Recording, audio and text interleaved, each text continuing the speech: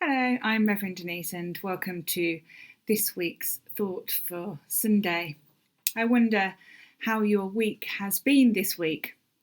Mine has been pretty busy, as when you start any new job, it's always so busy trying to learn everything and figure out where everything is. I wonder how your week has been for you. Have you had a busy week? Has your week been quiet, maybe? Maybe you've had a lot on your mind. Well, it's not surprising if you've had a lot on your mind this week.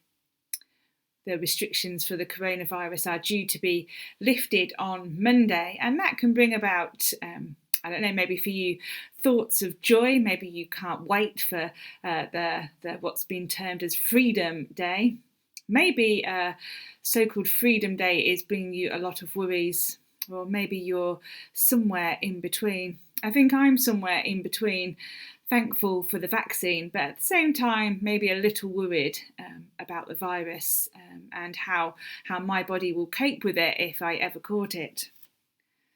Wherever you are this week, there's still lots going on for us to think about. This week's reading from Mark's Gospel, there's a lot going on. Mark's Gospel is the shortest Gospel in the Bible, and it's jam-packed, full of action. It's a little bit like an action movie. Everything happens really, really quickly, and there's a real sense of urgency about it. Mark uses the word immediately, I think around 40 times. Everything's immediately and next and whizzing on from one thing to the next thing. He's just so desperate to point people towards Jesus that, it's boom, boom, boom, getting everything out. It's a great gospel to read if you're searching faith or just wondering where to begin in the Bible, because it's quite short. You can read it in an evening. And at the same time, it tells you everything you need to know, points to Jesus all the way throughout. And yeah, it's not a boring read, it's a very fast-paced one. But right in the middle of the action, right in the middle of this week's set reading, there's this one verse from chapter 6, verse 31. And Jesus says to his disciples, "Come away to a deserted place all by yourselves and rest a while." This little verse 31 can get lost so easily because right in the middle of the action, in true Mark fashion, we have this one verse and then Mark straight back into it, back into the thick of the action again. Sometimes I wonder life can be a little bit like that.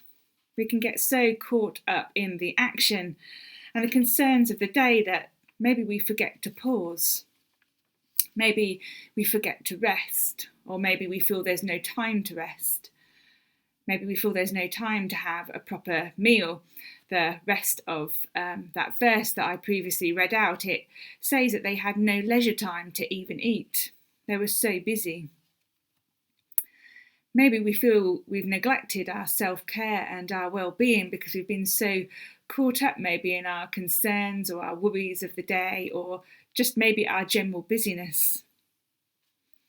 But Jesus says, come. Come away and rest a while. In the midst of whatever is going on, Jesus welcomes you to come and rest with him. So I'd encourage you this week, and it doesn't have to be very long, but I'd encourage you to come and pause with Jesus. It doesn't have to be a long set amount of time. It can be just a moment, a brief moment of pausing and waiting. It doesn't have to be complicated. Finding a comfy corner to sit in, a comfy place, wherever works for you. Maybe having a picture of the cross, having a stone, or even lighting a little tea light or a candle or something like that you might find helpful. But as you sit there and you hold your cross or pause, maybe close your eyes if you feel comfortable to do that. And in that moment, imagine Jesus sitting with you. And I'd encourage you to sit and rest with Jesus, just in the quiet, maybe hearing the birds outside. Jesus says, come to me and rest a while.